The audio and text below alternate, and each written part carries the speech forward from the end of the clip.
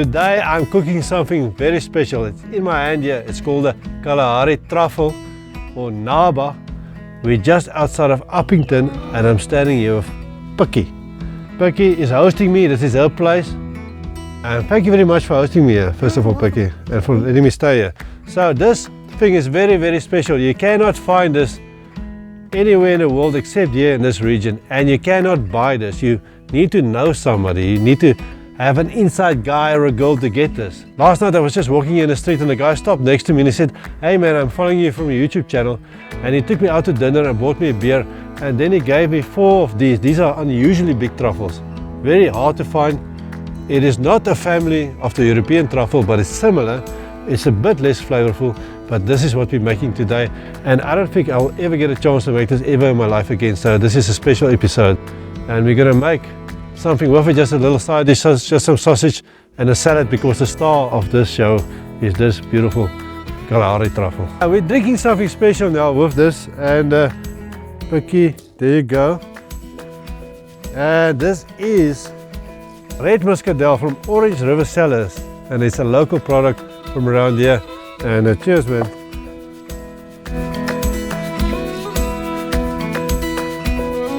Unlike the European truffle, this is not as flavoursome, but it still has a very nutty and truffle-like flavour. Still a very beautiful truffle. It's considered a seasonal delicacy by locals, and also unlike the European truffle, it is not found by using dogs, or sniffer dogs or pigs.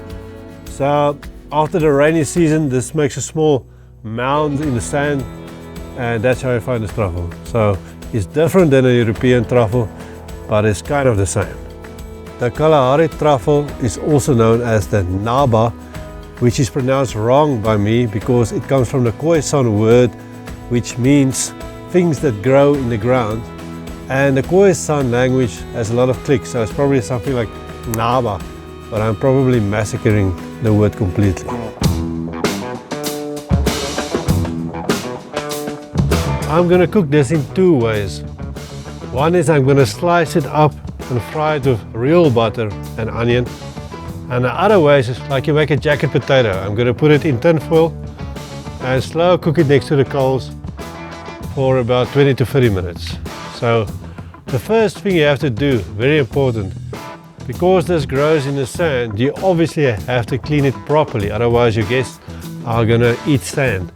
So I'm gonna dunk this in the water here and take a little brush. You can use a toothbrush, in a nice hard brush, and we're gonna clean this properly to make sure there is no sand on this.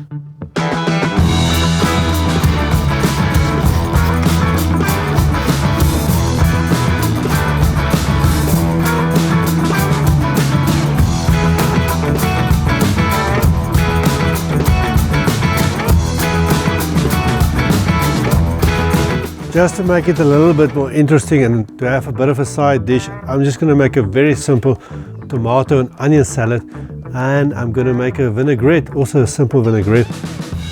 Raw honey, balsamic vinegar, olive oil and fresh orange juice. Everything very simple. Let's do it. A little bit of olive oil. Dash of honey, nice sweet sour type of vibe, and orange juice. Just hold my hand there for the pups. Oops, another squitter.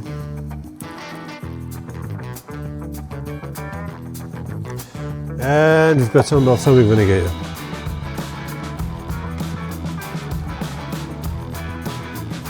Then we give that a good mix,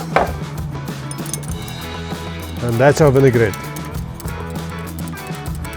And of course, tomato salad, tomato and onion salad is nothing to that.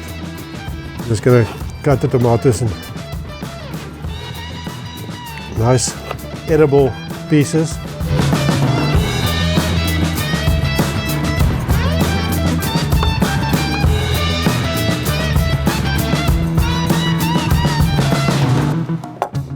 Right, that's a tomato.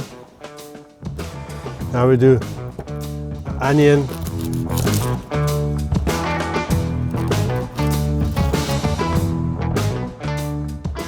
Not really following any rules, just following my past experience and common sense and a little bit of gut instinct. So I'm going to make it nice, thin cuts, and not too much. Only need a little bit. It's not a great knife to cook with.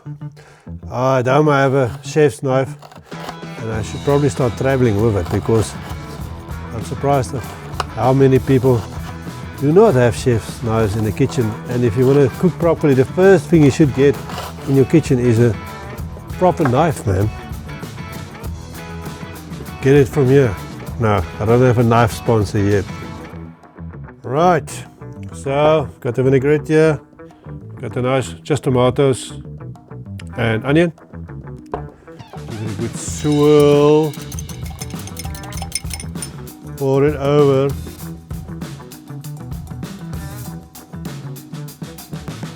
Put it in the refrigerator, and that's it. We're also going to do some sausages, cheese sausages, also just grilled on the fire quickly, and that's going to be our meal. Truffles are very rich, you don't need a lot to go with them. So I've got some acidity here to cut the fattiness and the richness of the truffle, and we've got some savory with the sausages with the cheese in, and I think it's going to make a great combination. The idea is not to mess around with the beautiful, delicate flavor of this very special dish. It's so rare. Don't mess it up. Don't use margarine, please. So I'm just going to caramelize onion with it, thinly sliced onion, and in butter. And then I'm going to add the truffles. I'm going to cut the slices about 1 centimeter thick, and then just slow cook it in the butter with the caramelized onion, and that's it. Maybe a little bit of salt, but nothing special or extravagant.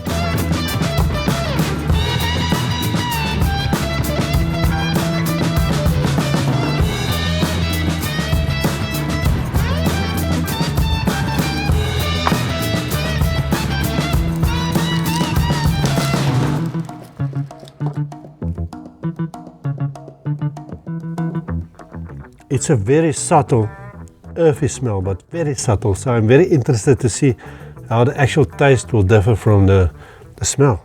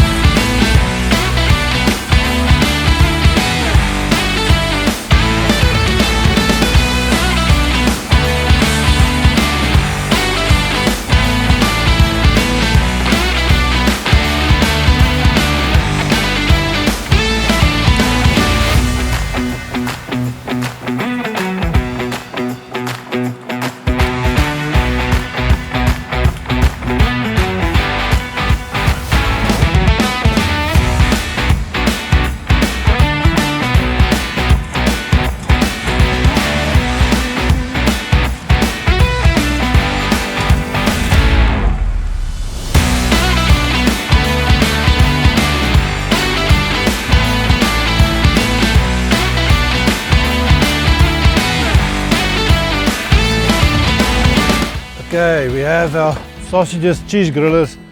We've got our nabas, Kalahari truffles or nabas or whatever, 2 ways, and we've got our salad. So please dig in, PIKI, and thank you very much for everything. Cheers. Now we're going to try it and see what happens. Never tasted this. It smells very, very subtle. Let's see if the taste is different. And obviously we have our beer. Okay, taking a sausage. So I'm going to take off my hands here. Still quite hard. I should have fried it a little bit more.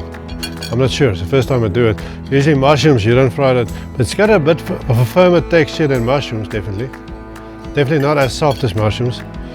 And now we're going to give it a taste. Let's see. Let's try it this way first, the fried way. I cut it quite thick. It's a bit al dente. maybe. It's a very mushroomy taste, but it's got more savouriness and more umami. So it's got a intense flavour, but it's not like overpowering. It's got like a sweet sour taste. Rich. And rich. It's very different than anything else I've tasted. So yeah, success. Let's see how it goes with a cheese griller.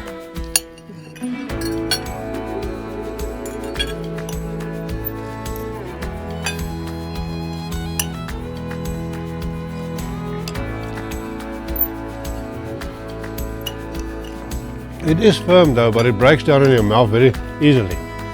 So anybody that wants to comment that's made truffles or namas like this before in butter, let me know. Is it like undercooked a little bit probably? Or what else could I do? Because I'm learning with you guys. I'm doing a lot of new things here and just trying it out. But what do you think, Piki? Yeah.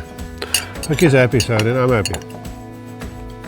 Let's see with the salad. I'm going to put a little bit of salt on one. You have to be not, you can't eat this like fried potato because it's very rare. And it's not like a thing you can get every day. So I'm going to put a little bit of salt on it. Put a bit of a salad with the like a sweet sour thing.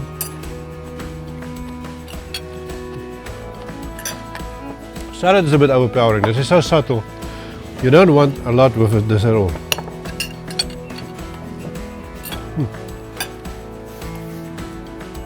There's still a bit of sand in there, and I scrubbed it and I washed it, and there's still sand, so be aware. You have to clean this really, really well.